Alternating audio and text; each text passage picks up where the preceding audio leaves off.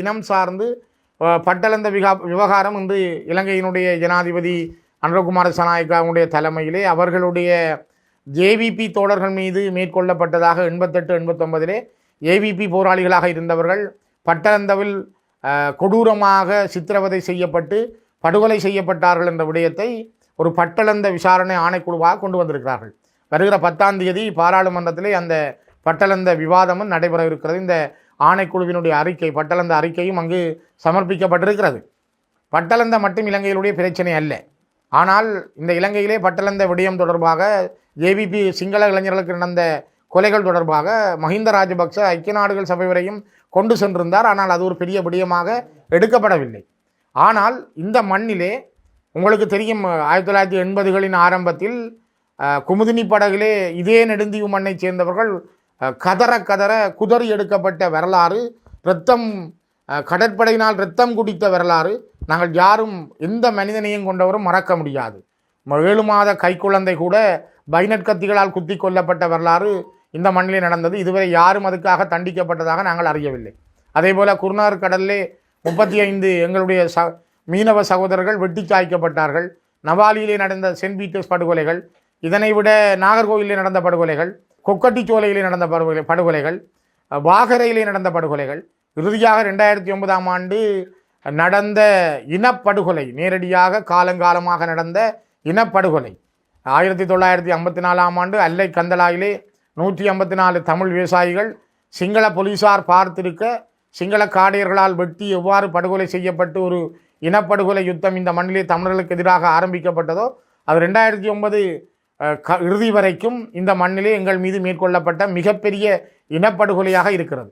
இது தொடர்பாக இந்த மண்ணிலே பிறந்து வளர்ந்த மன்னாரின் பேராயர் ராயப்பு யோசப் அவர்கள் கூட நல்லிணக்க ஆணைக்குழுவுக்கு முன்னால் 1,46,000க்கும் மேற்பட்டவர்கள் காணாமலும் கொன்றொழிக்கப்பட்டார்கள் என்ற செய்தியை எழுத்து மூலமாக ஆவண ரீதியாக ஆதாரங்களோடு சமர்ப்பித்திருந்தார்.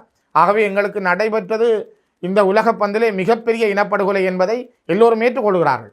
குறிப்பாக யுத்தம் முடிந்த பின்னர் ஐக்கிய நாடுகள் மனித உரிமைகள் ஆணையத்தினுடைய சிபார்சிலை வருகை தந்த நவநீதம் புள்ளியம்மா, அந்த நேரத்தில் இருந்த கமிஷனருடைய சிபார்சிலை வருகை தந்த ரட்னர் மற்றும் ஜஸ்மின் சூக்கா தலைமையிலான குழு இங்கே வந்து ஆய்வு செய்து 40,000க்கும் மேற்பட்டவர்கள் காணாமல் போயும் கொல்லப்பட்டார்கள் என்ற செய்தியை அவர்கள் சொல்லியிருந்தார்கள்.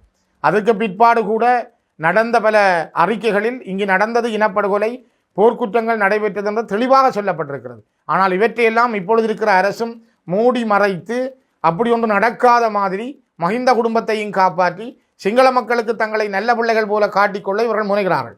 இந்த உலகப்பந்திலே 20ஆம் நூற்றாண்டின் இறுதியில் 21ஆம் நூற்றாண்டின் ஆரம்பத்திலே நடந்த மிகப்பெரிய இனப்படுகொலை, எங்கள் தமிழ் மக்கள் மீதான இனப்படுகொலை மறைக்கப்பட்டு கொண்டிருக்கிறது. இதற்கான நீதி விசாரணை ஒரு சர்வதேச விசாரணையாக தான் அது அமைய வேண்டும் என்பதை வலியுறுத்துவதற்கான ஒரு அங்கம் நாங்கள் இந்த பிரதேச சபையிலே போட்டியிடுகின்ற தேர்தலிலே வெளிப்படுத்தப்பட போகிறது. இன்றைக்கும் எங்கள் கண்ணுக்கு முன்னாலே 12,000க்கும் மேற்பட்ட வலிந்து காணாமல் ஆக்கப்பட்டவருடைய அம்மாக்கள், அப்பாக்கள், உறவுகள், அவருடைய மனைவிமார்கள், பிள்ளைகள் தொடர்ந்து போராடி கொண்டிருக்கிறார்கள், தெருக்களிலே கொண்டு இருக்கிறார்கள்.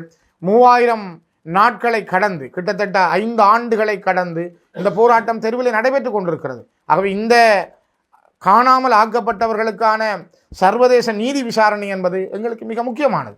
அதே போலதான் நாங்கள் கேட்பது எங்களுடைய இழந்து போன இறமையை மீண்டும் நிலைநாட்டி இணைந்த வடகிழக்கில், வடக்கு கிழக்கு என்பது எங்களுடைய பூர்வீக நிலம், தமிழர்களுடைய தாயக நிலம், அந்த தாயக நிலத்தில் நிரந்தரமான கௌரவமான நீடித்து நிலைக்கக்கூடிய அரசியல் உரிமையை உறுதிப்படுத்துவதற்கான சமஷ்டி அடிப்படையிலான ஒரு அரசியல் தீர்வை நாங்கள் முன்வைக்கிறோம். அதைத்தான் இவ்வளவு காலமும் எங்களுடைய கொள்கை ரீதியாக தந்தை செல்வாவினுடைய ஆரம்ப காலத்திலிருந்து இன்று 80 ஆண்டுகளை நாங்கள் நெருங்குகிற பொழுது கூட எங்களுடைய கொள்கை சமஷ்டி அடிப்படையிலான அரசியல் தீர்வு. மீளப்பெறப்பட முடியாத அதிகாரங்களை கொண்டதாக, பறிக்கப்பட முடியாத அதிகாரங்களை கொண்டதாக, எங்களுடைய கௌரவமான வாழ்வை உறுதிப்படுத்துவதாக, இழந்து போன இறமையை நிலைநாட்டுவதாக அந்த அரசியல் தீர்வு அமைய வேண்டும். இலங்கையிலே கிட்டத்தட்ட 50 ஆண்டுகள் தங்களுடைய அரசியல் பயணத்தை சிங்கள அடிமட்ட மக்களிடம் மேற்கொண்டு மெல்ல மெல்ல தங்களை வளர்த்து அறகலையுக்கு பிற்பாடு மிகப்பெரிய ஒரு பெரும்பான்மையோடு 159 ஆசனங்களோடு இலங்கையிலே இன்று மாற்றம் என்ற சொல்லோடு என்பிபி என்ற மாற்று பெயரோடு ஜேவிபி ஆட்சி அமைத்திருக்கிறது. ஆனால் ஜேவிபியாகவே இருக்கிறது. என்பிபி என்கிற ஒரு முகத்தோடு அவர்கள் இன்று மக்கள் முன் வருகை தந்திருக்கிறார்கள். ஆனால் இந்த அரசாங்கம் சொல்லுகின்ற வார்த்தைகள், இந்த அரசாங்கம் சொல்லப்பட்ட அவர்களுடைய கொள்கைகள் இதுவரை எது நடைமுறைப்படுத்தப்பட்டது என்பதற்கான பல கேள்விகள் எங்களிடம் உண்டு. இதுவரையும் ஒரு தமிழ் அரசியல் கைதியில் ஒருவர் தானும் விடுவிக்கப்படாத ஒரு சூழலை நாங்கள் பார்க்கிறோம். அதே நேரம் இந்த மண்ணிலே புத்த விகாரைகள் அமைத்து அந்த புத்த விகாரைகளுக்கு காணி வேண்டும் என்று நிலங்களை பறிக்கின்ற விடயங்களை அவர்கள் கையாளுகிறார்கள். அண்மை காலங்களிலே தமிழர்களுக்கு நடந்தது இனப்படுகொலை அல்ல, அது ஒரு உள்நாட்டு பிரச்சனை போல அதனை மூடி மறைக்க, அதை செயலிழந்து போக அல்லது மௌனித்து போக வைப்பதற்கான முயற்சிகளை இந்த அரசாங்கம் மேற்கொள்கின்றது. இந்த அரசாங்கம் மாகாண சபை தேர்தலை கூட நடத்தாமல் ஊராட்சி மன்ற தேர்தல்களோடு நிறுத்தி மாகாண சபை முறைமையை ஒழிப்பதற்காக, அதை இல்லாமல் செய்வதற்காக மிகப்பெரிய அளவிலே அவர்கள் கங்கணம் கட்டி நிற்பதையே இது காட்டுகிறது. ஆகவேதான் நாங்கள் இந்த அரசு மீது எந்த நம்பிக்கைகளையும் கொண்டிருக்கவில்லை.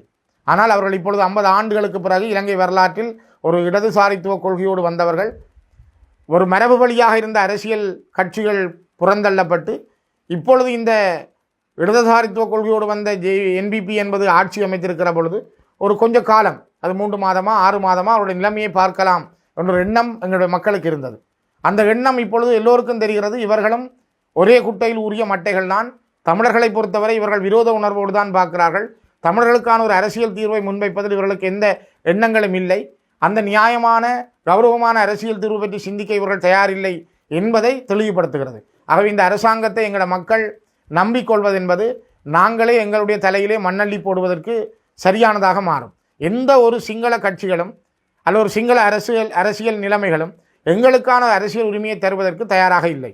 இன்று கூட நீங்கள் பத்திரிகைகளை பார்த்தால் தெரியும், பொதுஜன பெரமுனவனுடைய செயலாளர் காரியவசம் அவர்கள், சாகர காரியவசம் அவர்கள் சொல்கிறார், மாகாண சபைகளுக்கு போலீஸ் அதிகாரம் காணி அதிகாரம் எதுவும் வழங்க முடியாது, மாகாண சபைகளே இருக்கக்கூடாது.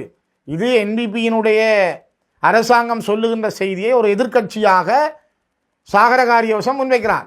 அவை இனவாதம் எப்படி இருக்கிறது? இதே மஹிந்த ராஜபக்ச, இந்த சாகர காரியவசத்தினுடைய கட்சியின் தலைவராக இருக்கின்ற மஹிந்த ராஜபக்ச 2010ஆம் ஆண்டு யுத்தத்தை முடித்த பிற்பாடு அப்பொழுது இருந்த ஐக்கிய நாடுகள் சபையினுடைய செயலாளர் நாயகம் பான் கி மூன் அவர்களுக்கு சொன்னார், நான் 13 தாண்டி 13+ வழங்குவேன். ஆனால் அவருடைய கட்சியினுடைய செயலாளராக இருக்கிற சாகர காரியவசம் சொல்கிறார், காணி போலீஸ் அதிகாரம் கூட வழங்கக்கூடாது, மாகாண சபை வந்தாலே அது நாட்டுக்கு விரோதம் குரோதம் என்று அவர் ஏதோ நித்திரையால் எழும்பி கதைப்பது போல, ஒன்று நடக்காது போல பேசுகிறார்கள். ஆகவே எந்த ஒரு சிங்கள கட்சிகளும் நியாயமான அரசியல் தீர்வை தர தயாரில்லை.